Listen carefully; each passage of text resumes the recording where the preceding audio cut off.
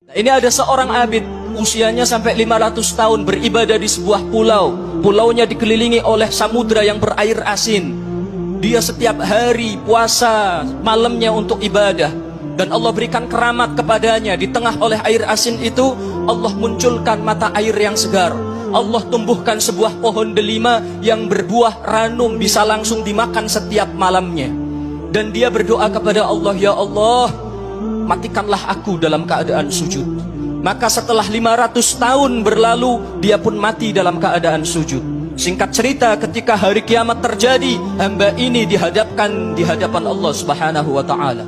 Dan kelak kita semua satu persatu akan berhadapan dengan Allah Subhanahu wa ta'ala tanpa perantara.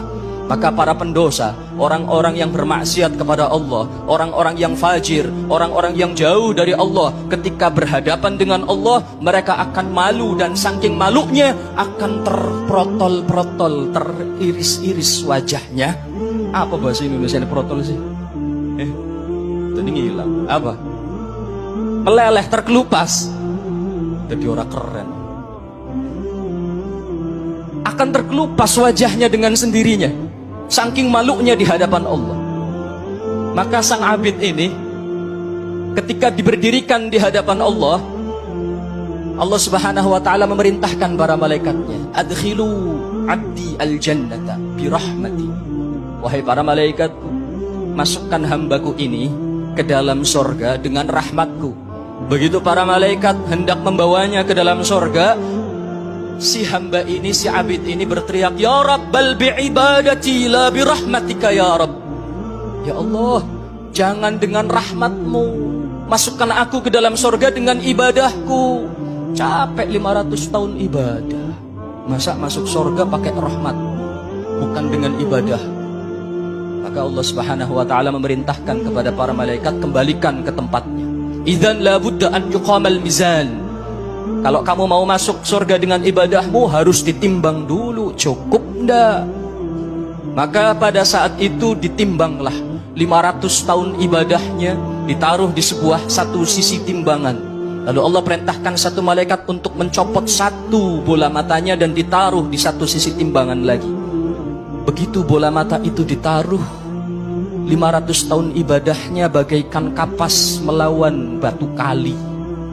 Jauh lebih besar satu mata yang diletakkan di dalam timbangan tersebut. Lalu Allah mengatakan, lihat, syuf, 500 tahun ibadahmu masih kurang untuk membalas satu rahmat yang aku letakkan di dalam matamu.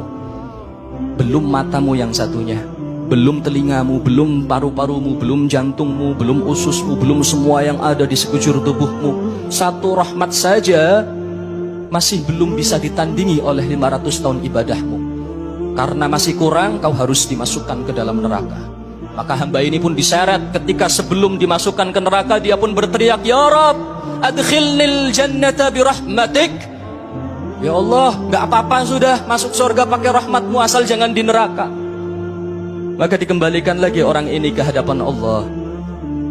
Wahai hambaku, ketahuilah semua yang terjadi di alam semesta ini, bahkan siapapun yang masuk surga, itu semua karena rahmatku. Jangan sok-sokan ente punya ibadah, jangan sok-sokan ente bisa ibadah selama 500 tahun. Memang siapa bikin ente bisa memiliki kekuatan ibadah 500 tahun? Siapa yang menumbuhkan buah delima yang umumnya 5 tahun sekali atau setahun sekali baru berbuah, ini setiap malam berbuah sehingga engkau bisa makan dan memiliki tenaga? Siapa yang memunculkan air yang tawar, yang segar di tengah air asin? Siapa yang mempanjangkan umurmu sehingga bisa ibadah? Siapa semuanya itu?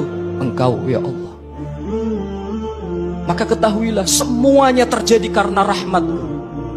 Maka setelah Rasul menyampaikan hadis ini, para sahabat bertanya, ya Rasulullah, apakah engkau masuk surga dengan rahmat Allah? Naam, saya pun masuk surga dengan rahmat Allah. Dan sungguh kemuliaan yang luar biasa, keistimewaan yang sangat tinggi.